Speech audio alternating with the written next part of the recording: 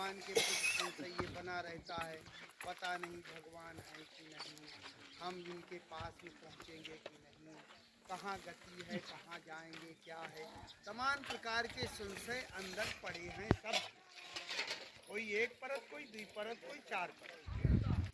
जब सुतीक्षण सरभंग जी को स्वयं अपने हाथ से भगवान के आगे और भगवान से कह करके, भगवान थोड़ी देर और मैं अपने, जब तक मैं आपसे मिल नहीं लेता, यही संशय लगभग सारे संसार में है कि भगवान से हम मिलेंगे। तो अब उन्होंने चिता रची और चिता रचने के बाद में उसमें बैठे और योग अग्नि से उसको प्रज्वलित किए और उसमें अपने शरीर को शांत किए। शरीर को शांत करने से पहले उसमें एक तेज ज्योति निकली और वो भगवान के अंग में, और उन्होंने वरदान क्या मांगा था कि सीता अनुज समेत प्रभु नील जलद तन श्याम मम ही बसहु निरंतर सगुण रूप श्री राम। जय श्री राम। आपका ये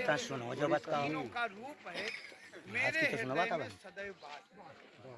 हमारे हृदय में जब भगवान का वास नहीं होता है तो तमाम प्रकार के संशय आते हैं, और जब वो सांवली गोरी मूर्ति, तीनों विहंगम मूर्ति जब हृदय में वास करती है, उतने देर ही ये समझो कि हमारा मन शुद्ध है, नहीं तो शुद्धि नहीं।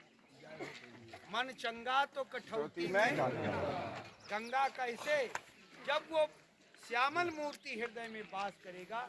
और उसी के लिए सरभंग जी कहते हैं कि मेरे हृदय में और किसी तरह की दुनिया भर की का कामना ना होवे, आप ही मेरे हृदय में सदैव वास करो, मैं आपको निरंतर देखता रहूं। तो भगवान ने सोचा इनको बूढ़े बाबा हैं, उनको अब तो वरदान देना तो ऐसे नहीं समझते हैं। उनके हृदय में प्रेरणा हुई और उन्होंने अपने शरीर को जो है अग्नि स्वीकार किया। अब भगवान के आगे आज तक पूरे विश्व में, पूरे कल्प कल्पांतर में, जैसे सीता जी शक्ति स्वरूपा, परमात्मा स्वरूपा राम जी, गुरु स्वरूपा लक्ष्मण जी, जिनके आगे खड़े हों और उन्होंने अपने शरीर को त्याग किया हुआ, ऐसा बड़भागी और कौन? हाँ? तुम तो सबको अपने परिवार, अरे उसको बुला लो, उसको बुला लो, उसको बुला लो। हाँ? तो हमको क्या है कि हमको सदैव हृदय में वास ये करना चाहिए कि कब भगवान के पास जाए। वास्तविकता की बात है, और जो भी सिद्धांत है एक ही सिद्धांत से चलता है कि ईश्वर अंश जीव अविनाशी, चेतन अमल सहज सुख राशि, वो भगवान का अंश है। हम सब लोग भगवान के अंश हैं, भगवान के काम के लिए आए हैं। अपने हृदय को ऐसा बनाओ कि हम भगवान के पास में बसने लायक, यहीं पर बनना है, यहाँ के अलावा दूसरा विद्यालय नहीं। कैसी भी परिस्थिति हो, देखो भक्तों के पास में बड़ी गरीबी परिस्थिति आएंगी।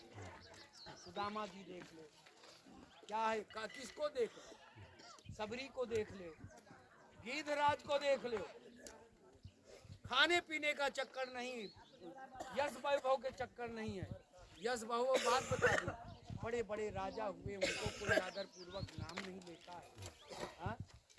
और हम सब लोग अपने मन, इसलिए मन वचन कर्म से भगवान के नाम को, मंत्र को, कीर्तन करो और भगवान की उपासना करो, मूर्ति की पूजा करो, भगवान के नाम को, उन्हीं को साक्षी मान करके अपने को चलना है। और आज जो हम भगवान को लेकर के चलते हैं, उन्हीं के पीछे उनको भोग लगा करके उनको अब ये बताओ, उन सांवली मूर्ति और गोरी मूर्ति जो चांदी भाई, वो कितने महान हो, फिर भी हमारे बीच में वो मनुष्य बन करके आते हैं, लीला करते हैं। हम सबसे प्रार्थना करूंगा, यही करूंगा कि भगवान को निरंतर भजन करो, कुछ करो चाहे ना करो।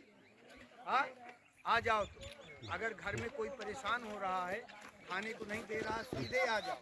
हाँ, कहीं ना कहीं रोटी मिलेगी आपको। हाँ, और भगवान का भजन करने से कभी भी चूको नहीं। अगर चूकोगे तो आप भगवान के पास में रहने लायक नहीं रहोगे, और जब रहने लायक नहीं रहोगे तो जानते हो चोकरिया निस्दिन डंडा खटका माया देवी न जाने कैसे कैसे रूप धारण करती है और वो सामने आती है।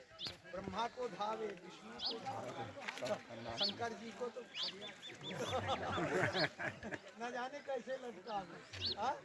तो ये माया देवी का संसार है। हमको जाना है कहाँ?